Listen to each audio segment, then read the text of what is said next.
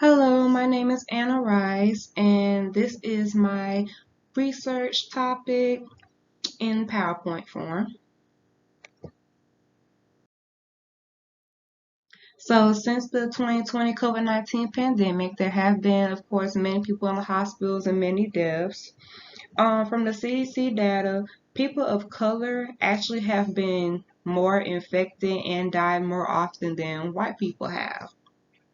This issue not only stems from underlying health problems, but it also comes from the fact that people of color often do not have access to healthy foods and proper health care.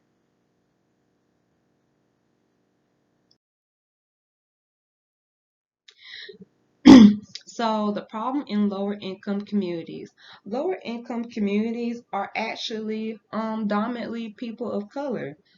And people of color are more likely to experience a food desert, which is where in these urban areas it's difficult to buy affordable or good quality fresh foods. Healthy food options are often too expensive, so lower income families they tend to consume fewer fruits and vegetables. If you haven't noticed, smaller areas tend to have more fast food places than healthy options, such as the picture in the top that you see. If you go to the suburbs, or a more dominantly white neighborhood or white area, you have places that sell fresh food such as Publix, Fresh Market, and Kroger's. African Americans, they even face hunger twice as much as white people do. And this also comes from the pay gap between the two. Um, Majority of our essential workers are lower income residents that risk their lives for middle class consumers. Like for example, this lunch lady right here, she gets up and goes to work, making sure that other people's children have healthy foods and make sure that they're getting the proper nutrition that they need. But when she leaves and she gets her little check, who do you think makes sure that her family is getting proper nutrition and healthier options? It's harder for her because she may not be able to afford to go to more upscale grocery stores and get everything that she needs. And if you also have not noticed, there are more fast food places in lower income communities than there are in dominantly white areas.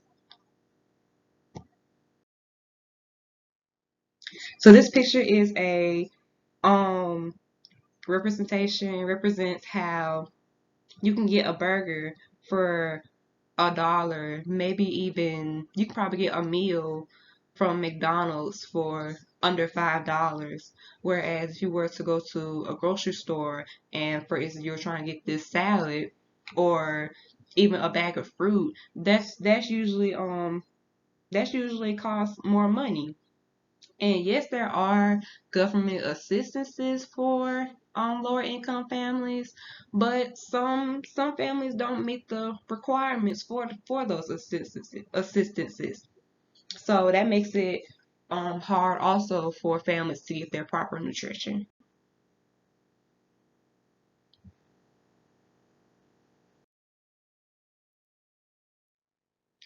So these are a couple ways that I feel like we can help these lower income communities.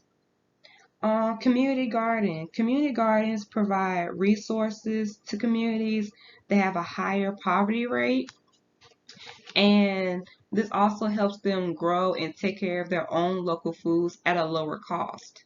It even educates them about healthy foods and promotes a healthy environment. Food co-ops. Food co-ops are grocery stores that are owned and governed by the people who shop there, it's like a farmer's market. Food co-ops promote community engagement and sustainability, which leads to long-term improvements in healthy food access. Mobile food banks.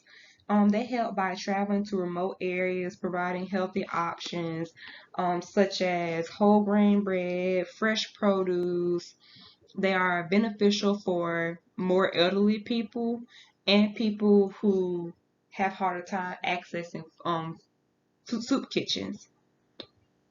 Higher wages. There should not be a big pay gap between people of color and white people.